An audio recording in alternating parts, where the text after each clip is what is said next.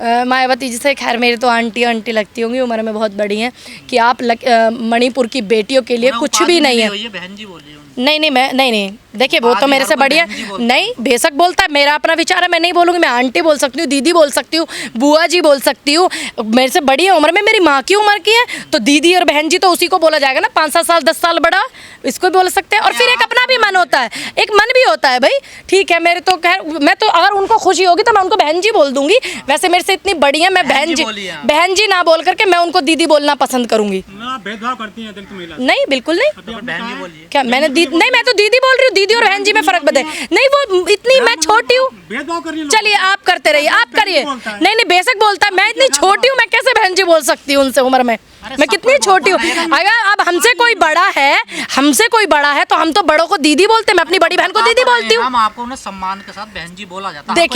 देखिए हर कोई व्यक्ति बोलता है, लेकिन आप ये तो सोचिए कि मैं उनसे छोटी कितनी उम्र में, मैं बहन जी बोलती अच्छी लगूंगी, अगर मैं बोलती अच्छी लगूंगी। देखिए आप मेरे से छोटा, आप सर देख लीजिए अपना, लेकिन अगर उनको इस चीज़ से खुशी है या उनके अनुयायियों को इस चीज़ से खुशी है कि बहन जी बोले, वैसे तो मुझे अपने आप में खराब लग रहा है कि इतनी बड़ी है वो। बोलते हैं लड़की हूँ, लड़ सकती है। हाँ, मैं तो उनको भी दीदी बोलती हूँ, मैं तो उनको भी दीदी बोलती हूँ, नहीं मैं तो दीदी बोलती हूँ उनको भी, लड़की क्यों बोलूँ, मैं तो उनको भी दीदी बोलती हूँ। देखिए जैसे उनकी, सुनिए मेरी बात, आप इश्यू बना रहे हो बनाइए, मेरे कोई फर्क नहीं पड़ रहा।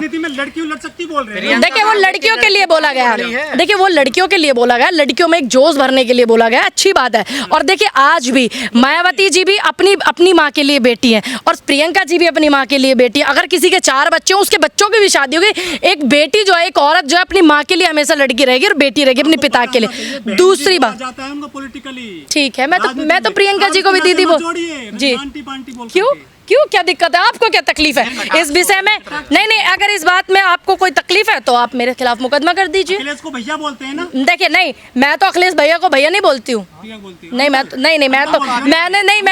मैंने उनको तो शुरू में जब मैंने बोला तो मैंने उनको अखिलेश जी बोला, मैंने उनको अखिलेश जी, अब मैं उनको सर बोल देती हूँ, लेकिन मैंने उनको कभी भैया नहीं बोला। एक मन होता है, अरे बड़ी बहन कितना बड़ा, मतलब मेरा दिल कह रहा है मैं उनको बड़ी बहन बोलूँ, दीदी बोलूँ, आपको क्या तकलीफ है? अरे बुआ बोल दीजिए चलिए। नहीं मैं तो दीदी बोलूँगी, क्यों?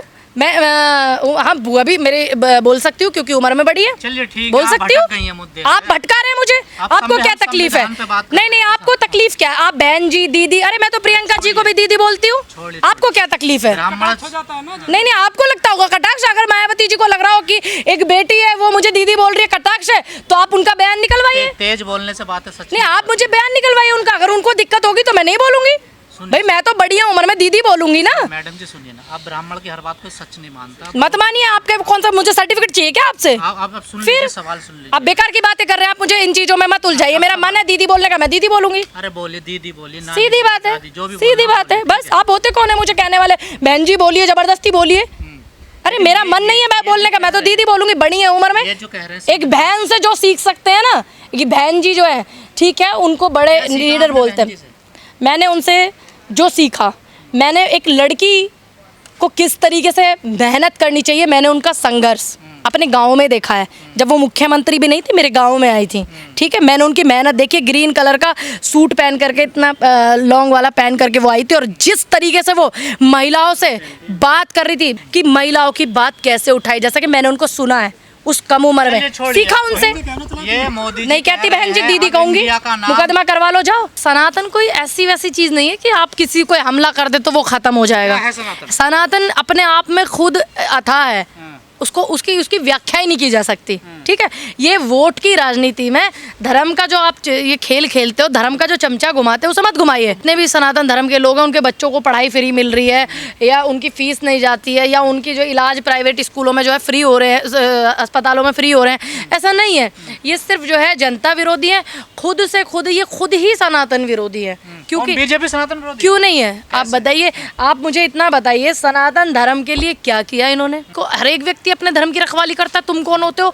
तुम जो है सीमाओं की रखवाली कर लो, कि तुम्हारे देश के अंदर पाकिस्तान से एक महिला देश में आ गई है, तुम उन सीमाओं की रखवाली कर लो, जो तुम्हारा काम है, जो तुम्हारी जिम्मेदारी है। तुम स्वास्थ्य सुविधाओं को अच्छा कर दो, तुम सरकारी किसके साथ? उदयनिधि स्टालिन के साथ मैं नहीं, देखिए उन्होंने जो ये बयान दिया है ये बिल्कुल जो है सभी जो सनातन धर्म के लोग हैं वो जो है सभी सनातन धर्म के लोग जो हैं उनको आहत हुआ है, ऐसा नहीं है कि नहीं हुआ है। भाई उन्हें ख़राब लगा है कि आप इस तरीके की बातें कर रहे हो सनातन धर्म के बारे में, क्यों कर रहे हो ये करने पहली बार थोड़ा ही की है ये देखिए वो तो पहले से ही करता है। अब कुछ लोग जो है पहले से इस चीज़ को करता है, ना वो आज सुधरने वाले हैं ना वो कल सुधरने वाले हैं। और आप जो है ये कहते कि धर्म एक बीमारी है, धर्म एक वो है, तो वो चीज़ हमें भी समझ में आती। चलिए जी, ये सभी के लिए, हाँ सभी के लिए वो, लेकिन वो स्पेशल से बोल रहे हैं कि सनातन धर्म एक बीमारी है, ये बिल्कुल गलत ये है। राजा तो एचआई भी बता रहे हैं, देख मैं वही कह रही हूँ ना, आप जो ये स्पेशल बोल रहे हो कि सनातन धर्म ये है सनातन धर्म वो है, ये बिल्कुल गलत बात है। मैं इस बात की बिल्कुल आपका समर्थन नहीं। सनातन धर्म में समानता नहीं है बिल्कुल। किसने कहा समानता ही नहीं है? ये कह रहे हैं, इनके ग्रंथ बता रहे हैं। देखिए अब आप ये पूछिए स्टालिन से वो क्या है, स्टालिन से भी पूछिए क्या है वो। वो तो नहीं मानते हम सनातन। देखिए क्यों है तो वही ना, नहीं है ना, तभी तो विरोध सुनिए करते हैं, हाँ। वो निकले तो वहीं से है ना। आप फिर पुराने इतिहास उठा करके देख लीजिए, पुरानी बहुत पुराने साल आप चले जाइए, जितने भी लोग हैं सभी यही थे। उसी इतिहास का अब लोगों का मानना ठीक है, आप मत मानिए, आपको किसने का जबरदस्ती थोपा है क्या? का उसी ग्रंथों का तो हवाला दिया जा रहा है। नहीं, अगर उनको इतना पता होता, उन्होंने पढ़े होते तो वो ये बात नहीं बोलते। ठीक है, जो व्यक्ति धर्म का नहीं वो किसी का भी नहीं है। तो सनातन में जातीय धर्म नहीं है। देखिए ठीक है, आप लोग मानते हो मानो, लेकिन पर्सनली किसी धर्म की पुस्तक में किसी किताब में लिखा है क्या? आप वो मुझे दिखा दीजिए। अरे उसी का तो हवाला दे रहे हैं, आपने सुना देखिए नहीं? वो तो हवाला दे रहे हैं ना, हवाला देने को तो मैं तो न जाने कहाँ का हवाला शिक्षा दूंगी मंत्री फिर। का, बिहार के शिक्षा मंत्री बोल लिखा है ना, ढोल गवार शूद्र पशुनारी। हाँ फिर क्या उसके आगे, फिर क्या है इसके आगे का लाइन, इसके आगे का जिक्र क्या है, इसके आगे की लाइन भी बताइए। इसके आप आगे का पढ़िए ना, इसकी आगे की लाइन पढ़ी आपने सुनिए। ट्राइबल्स हैं, कुकी ट्राइबल्स और वैली में रहने वाले मैतीज, इन दोनों वर्गों के बीच में बहुत ज़्यादा हिंसा पिछले दिनों हुई और हम वहाँ पर गए और उन तमाम इलाकों में हमारी टीम का जाना हुआ और जो तबाही वहाँ हमने अपनी आँखों से देखी है वो बहुत ही दर्दनाक है। और ऐसा लगता है कि मणिपुर दो हिस्सों में वर्चुअली बट गया है। एक हिस्सा वो है जहाँ मैतीज़ हैं और दूसरा हिस्सा, और वहाँ कोई कुकी नहीं है। दूसरा हिस्सा वो है जहाँ कुकीज़ हैं और वहाँ कोई मैती नहीं है।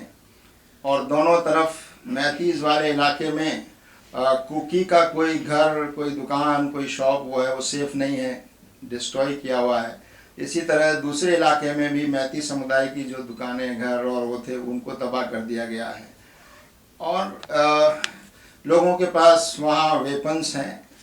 ऐसी खबरें भी बीच में आई थी कि लोगों ने पुलिस स्टेशन से वेपन्स लूट लिए हैं और लोगों के पास हथियार हैं, बड़े एडवांस किस्म के टेक्नोलॉजिकली एडवांस हथियार लोगों के पास पहुंच गए हैं, एम्यूनिशन वहां पर पहुंच गया है।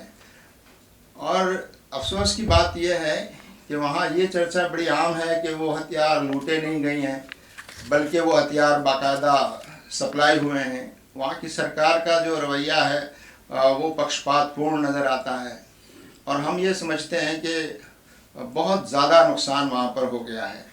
और सुप्रीम कोर्ट ने भी बाकायदा राज्य सरकार और केंद्र सरकार को हिदायत दी है। वहाँ पिछले दिनों औरतों पर बहुत ज़्यादती की घटनाएं सामने आई थी, नेकेड परेड औरतों की वहाँ कराई गई। तो ये सब चीज़ें हमको शर्मसार करने वाली हैं। और लॉ एंड ऑर्डर की जो सिचुएशन है वो एक तरह से लगता है कि पूरी तरह फेल हो चुकी है वहाँ पर। हमें बड़ा आश्चर्य और ताज्जुब है कितना सब होने के बाद भी वहाँ पर वहाँ के मुख्यमंत्री और वहाँ की सरकार को नहीं हटाया जा रहा है, इतना ज़्यादा नुकसान होने के बावजूद भी। और नहीं वहाँ पर राष्ट्रपति शासन लगाया जा रहा है और वहाँ पूरा एडमिनिस्ट्रेशन ऐसा लगता है बहुत ही बेबस और मजबूर नज़र आता है। तो ये स्थिति बहुत ज़्यादा चिंताजनक है और मैं समझता हूँ कि ये हम सब के लिए बहुत चिंता की बात है। केंद्र सरकार और राज्य सरकार दोनों को इस बारे में बहुत गंभीरता से विचार करना चाहिए। जहाँ जान और माल की हानि हुई है वो तो अपनी जगह है, बहुत ज़्यादा हानि हुई है और तकरीबन 200 लोग अब तक वहाँ मारे जा चुके हैं। 198 की तादाद ऑफिशियली बताई गई है। 65,000 से ज़्यादा लोग अपने घरों से डिस्प्लेस हैं, या तो वो कैंप्स में रह रहे हैं या दूसरे लोगों के घरों में रह रहे हैं। 14,000 बच्चे हैं जिनके स्कूल छूट गए हैं और वो या तो कैंप में रह रहे हैं या अपनी जगह से दूसरी जगह रह रहे हैं, तो ये बहुत चिंता की बात है। इसमें और बातें हमारे शफी मदनी साहब ऐड करेंगे। मैं उससे पहले आपको कुछ और बातें जो आज के इस प्रेस नोट में शामिल हैं, उनमें एक तो ये जो स्कूलों में जिस तरह से नफ़रत का माहौल बढ़ता जा रहा है, स्कूलों में भी उसको बढ़ाया जा रहा है, और जिस तरह का वीडियो वायरल हुआ है उसमें खुद प्रिंसिपल जो हैं लेडी हैं और वो बच्चों को उकसा रही हैं, एक समुदाय विशेष के ख़िलाफ़ जो है बहुत ही ऑब्जेक्शनेबल बातें कही जा रही हैं। तो ये जो रुझान है इस लिहाज से और ज़्यादा सीरियस है कि छोटे छोटे मासूम बच्चों के दिमाग और जहन को भी किस तरह उसमें जहर और नफ़रत भरी जा रही है। ये किसी एक समुदाय के लिए चिंता की बात नहीं है, बल्कि ये पूरे देश के लिए, समाज के लिए चिंता की बात है कि अगर ये नफ़रत का माहौल इस तरह बढ़ता जाएगा तो हमारा देश कैसे तरक्की करेगा। हमारे देश में कैसे हम इस देश को, हम कहते हैं कि दुनिया का एक लीडर हम बनाना चाहते हैं, ताकतवर हम देश बनाना चाहते हैं, तो इस तरह की नफ़रत और डिवीज़न और विभाजन जो राजनीति के लिए किया जा रहा है और एक समाज में उसको फैलाया जा रहा है और उसके खिलाफ़ कोई सख्त कार्रवाइयाँ नहीं हो रही हैं, ये बहुत चिंता की बात है। एक और पहलू उसका जो सामने आया वो ये, घटना इतनी गंभीर थी, वीडियो वायरल हुआ, उसके बाद जो पिटने वाला मुस्लिम बच्चा था उसके घर वालों पर दबाव बनाया गया कि वो अपनी कंप्लेन, FIR, शिकायत वापस ले लें, और बाकायदा वहाँ कुछ लोग पहुँचे और दोनों बच्चों को गले मिलवाया। अच्छा लगा देखकर कि बच्चे गले मिल रहे हैं, लेकिन उसके पीछे जो जहन काम कर रहा है वो ये है कि अपराधी को सज़ा ना मिले, आपस में मामला रफा दफा हो जाए, और जो इतना बड़ा नफ़रत का ये जो केस है इसमें कोई कानूनी कार्रवाई आगे न बढ़े, तो ये बहुत अफसोस की बात है। हमारा मानना यह है कि कानूनी कार्रवाई होनी चाहिए ऐसे लोगों के ख़िलाफ़, ऐसी संस्थाओं के ख़िलाफ़ जो बच्चों में इस तरह की भावनाओं को पैदा करते हैं और समाज को विभाजित करने का काम कर रहे हैं।